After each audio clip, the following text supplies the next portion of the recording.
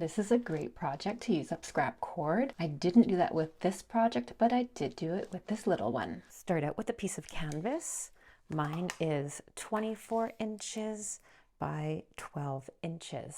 So I start laying out my design. I'm starting with my thickest material and I'm going to work to my thinnest, and my thickest here is 11 millimeters. And you don't have to do the same as me. I'm just giving you the general idea of how I do this. So this is the start of my design. I want it centered, so I'm using my ruler. So since I'm 24-inch wide, I want this middle piece to be at 12 inches. So I'm just going to adjust that. I also want the middle of my pattern to be in the middle, so I want it at 6 inches. So I need to move it up a little bit. Try and get the shape I want. Now I want to add more rainbow shapes. I'll just start laying them out.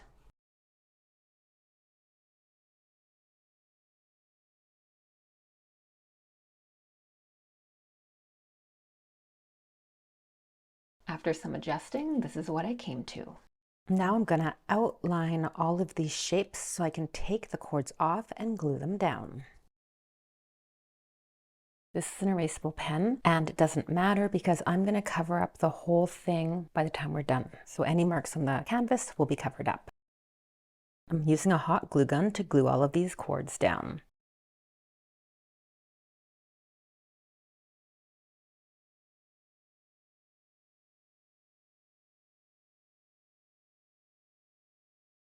I didn't particularly love that method, so what I'm going to do instead is just lift sections at a time and glue them down. I just think this is going to work better.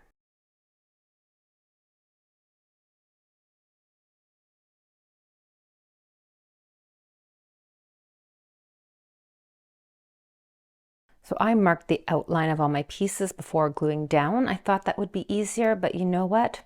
I would just skip that step and just do it how I'm doing now and moving each piece bit by bit and gluing them down into place. We want the edges to have a nice wraparound look, so I'm going to glue these down here. And then once they're glued down, then I will trim the edges. So I'll show you here how I do it with this one. So I'll lift these cords back, apply some glue, fold them over, making sure that they're straight with the lines above. Do this side as well.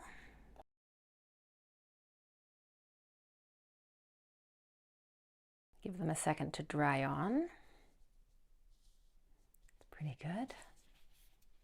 I'm using really sharp fabric scissors, and I'll just cut those edges.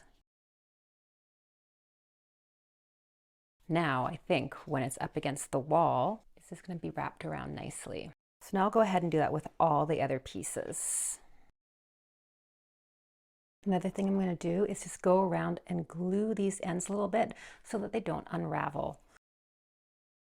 I have all these different thicknesses of cord that I'm going to use to now do the rest of the design. I'm going to lay the cords out from the thickest to the thinnest, and this is just going to be a fluid art project. We'll just see how it goes.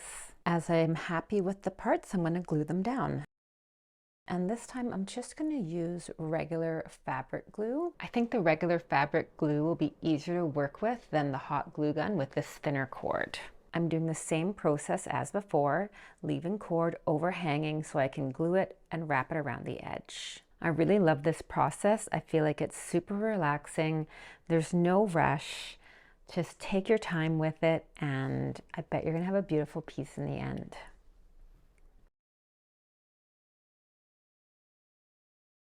I'm just laying out another cord next to it, and I feel like this cord actually looks a little bit thicker, and I really want to go from thicker to thinner, so I'm not going to use that one. I'm going to do more with the same cord I've been using. Here I feel like I'm already running out of space, so rather than use another thicker cord, I'm going to use a thinner cord next. So I'm going to skip that one for now.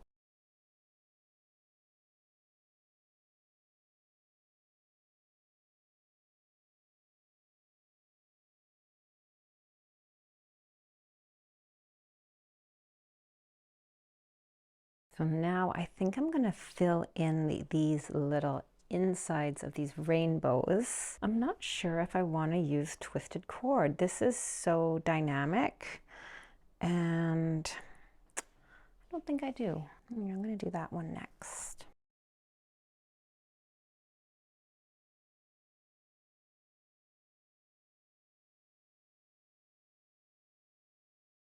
This part's going to be a little finicky because I'm going to use this really thin cord to fill in that last layer of those rainbows. Not actually as hard as I thought it was going to be. Just have a little bit of patience. I'm just kind of wiggling those cords around a bit. Using something with a small nose to get in those tight areas is helpful. I'm using a retracted pen. Be creative with anything you have around the house that you could use to do this with. A nice thing about the fabric glue is that it does take longer to dry, so you have a little bit of a wiggle room when you're putting your cords down. Ooh, I'm liking it so far. Now I just continue making my design, and I honestly have no idea where it's going to go, but I'm excited to find out. I just lay out a couple pieces at a time, and then I just see if I like it, and if I do, I glue it down, and then I'm committed.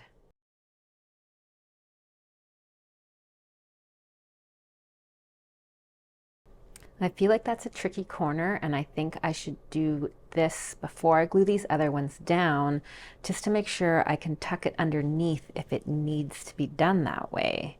And I'm going to use a smaller thickness of cord now because I want to continue going thinner as I move in. Will that work?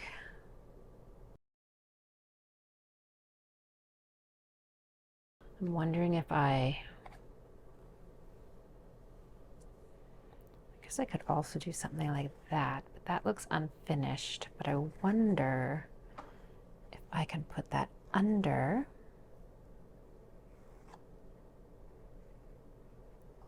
Put that over, and then it looks more continuous.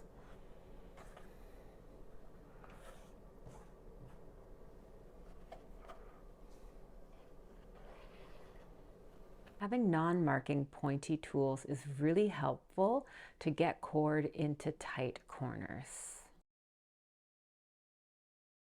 Trying to see if I'd be happy with that. And this is part of the process. I'm just going to go back and forth here to see what I actually want to do. I don't know. Oh, see, I'm running out of time. This is starting to glue down.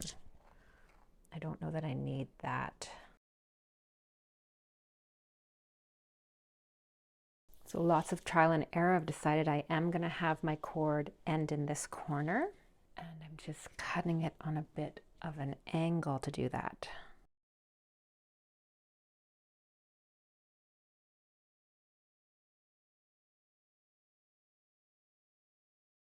Make sure I get glue right into that corner. I've cut my piece into a bit of a point.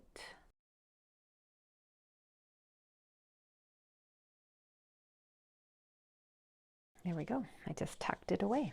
I'm pretty happy with that. Now that I have a solution for getting into tight corners, I'm just going to glue these other pieces down. I'm always making sure I have enough overhang so I can wrap my cords at the end.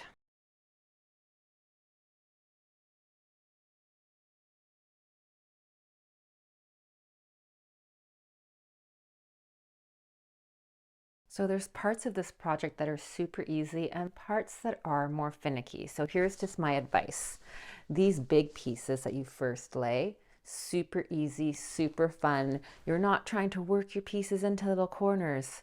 But then say when you get into a zone like this or like this, now you're having to cut your pieces so that they fit, especially when you end up in these little pointy areas, which are pretty hard to avoid. So you can see I've done different things in this section. Here I've just been able to wrap around, but here you can see I'm starting to have to cut my pieces to get in the corners. That starts taking a lot of time. And then I've changed my material size here to a thinner cord. I'm still fitting them all in. Then I go smaller, and now I can use one piece. You can see I've curved them in the corners. That is so much faster and easier to do. So when you see that you can get to a point where you can start curving your corners, you don't have to point them anymore, easier. Yeah, so parts of this project super flowy and fun, other parts more tedious and time consuming. But if you like doing those more particular things, you might really enjoy that part.